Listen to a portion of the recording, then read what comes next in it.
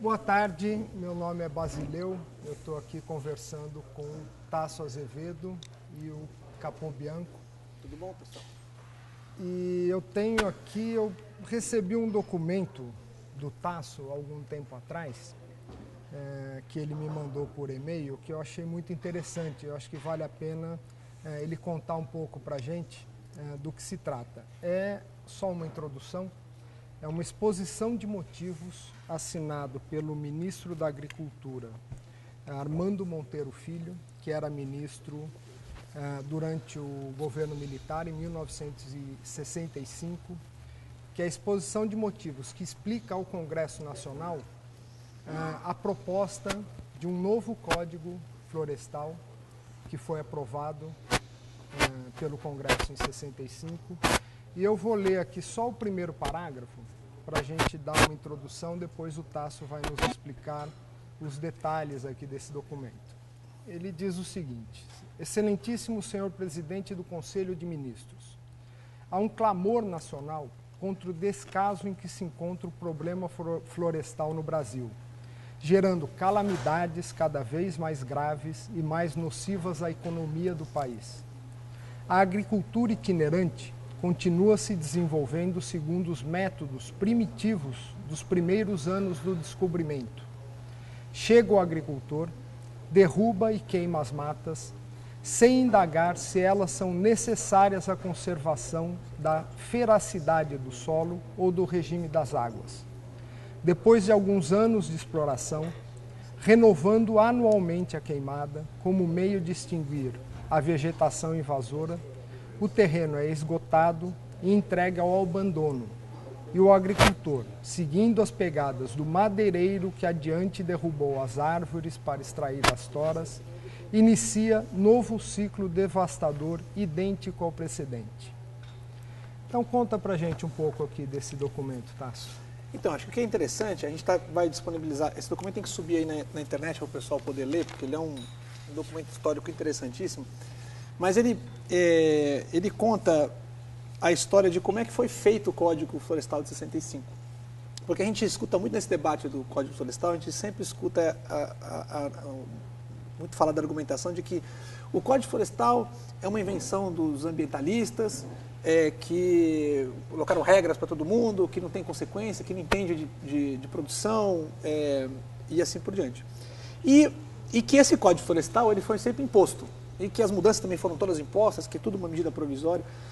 E, na verdade, o perigo disso é que você fica repetindo isso muitas vezes, acaba mentira repetida muitas vezes, pode virar verdade. Né? Então, a gente recuperou o texto original de como é que foi o processo de fazer o Código Florestal de 65. Então, a gente tinha um Código Florestal de 34, eu não sou dessa época, o Capô é dessa época, ele depois explica o Código Florestal de 34, mas o Código Florestal de 34, que foi feito junto com o Código de Águas, com vários outros códigos, né, em 34, ele já falava de o que eles chamavam de florestas protetoras, florestas remanescentes e florestas de rendimento. Então, 3 categorias. As florestas protetoras eram o equivalente ao que hoje é as áreas de proteção permanente. São florestas que deveriam ser protegidas por conta das suas funções ecológicas.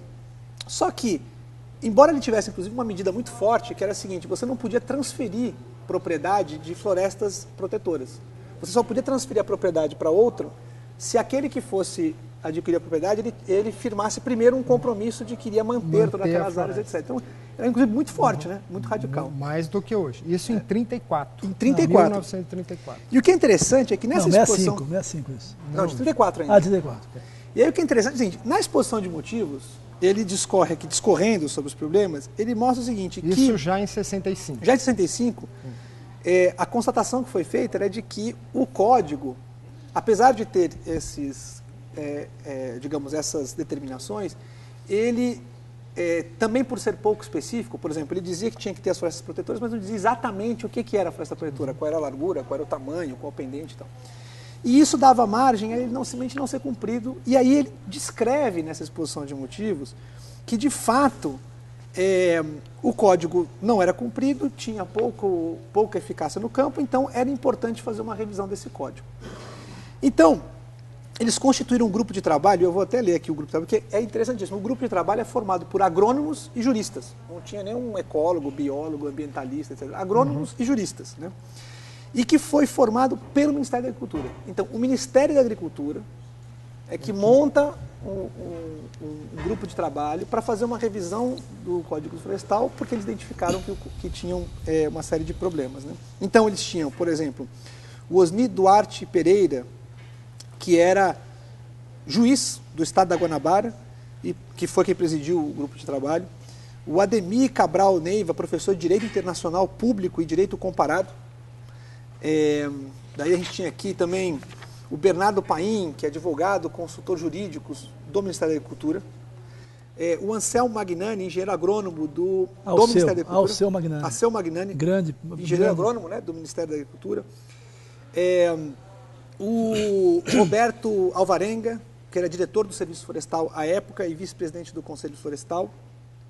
E o Henrique Pimenta Veloso, que era engenheiro agrônomo do Ministério da Saúde. Então, essa turma, eles começaram a trabalhar em 61 para montar o Código Florestal. Trabalharam durante 2 anos, e aí descreve aqui todo o processo. E quando eles terminaram esse anteprojeto, enfim, aí teve o processo do golpe militar, etc. E aí foi retomado em 64 e 65. Então, em 65, quando ele é retomado, foi feito um processo de consulta pública, que também é descrito aqui, foi consultado, assim, como é que tem que ser, com o setor produtivo e tal. E, finalmente, ele foi enviado para o Congresso, onde ele foi debatido por quase 1 ano, antes de ser aprovado. Então, o que é interessante dessa história é de que, primeiro, esse Código Florestal ele surgiu de uma demanda da não implementação do Código Florestal de 34. E que o diagnóstico é que precisaria ser mais preciso naquilo que precisaria ser protegido. Segundo, que ele não foi feito por ecólogos, etc., etc., foi feito por engenheiros agrônomos e juristas, na época, inclusive vinculados ao Ministério da Agricultura principal. Terceiro, que ele não foi feito por uma medida, digamos, intempestiva, mesmo estando, né, num período de ditadura, etc. Ele foi um projeto de lei que foi para o Congresso Nacional para ser aprovado, né? E aí depois, aí sim tem o processo de alterações seguintes, que aí Isso. Talvez o Capô podia falar um pouquinho. Capô, esse é o código que está em vigência hoje? Esse é o código que está em vigência hoje. Nós tivemos depois 3 modificações importantes por lei. 2 por lei e uma medida provisória, que tinha força de lei.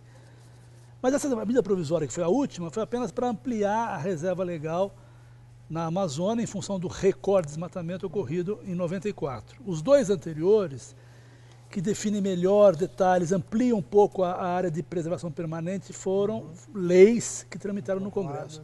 Mas deixa eu aproveitar, já que nós estamos falando o que nós estamos falando aqui é sobre o processo histórico que o Brasil viveu, né? Nós estamos falando aqui sobre a história, ou seja, o Código Florestal, ele tem uma história. É uma história que, aparentemente agora, está sendo negada, né, ignorada, para que se faça a grande modificação, né? E eu queria então voltar, o Tasso foi em 1965, eu queria voltar para o nosso internauta acompanhar, queria voltar no início do século passado, virada do século XIX para o século XX. Olha só onde nós vamos parar, tá certo? E vamos ver um pouco a diferença das nossas lideranças, né? O que aconteceu, claramente, foi o seguinte: até 1850, aproximadamente, as florestas da região sudeste, Rio de Janeiro, São Paulo, Minas Gerais, estavam muito preservadas. Mata Atlântica, por exemplo, em São Paulo, tinha 94% de cobertura vegetal original ainda preservada, né?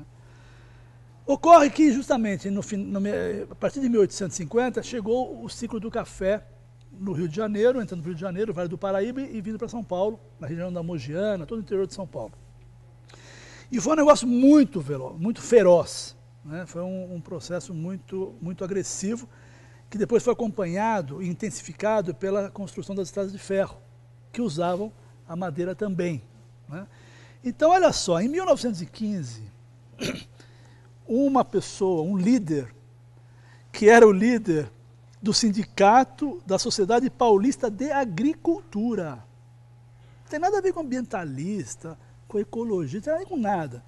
Um cara que representava a Sociedade Paulista de Agricultura, que era fortíssima na época, o Dr. Augusto da Silva Teles, ele faz o seguinte apelo ao presidente da República, na época. Abre aspas. Sensível é a transformação que vai se operando nas condições climáticas desse estado de São Paulo.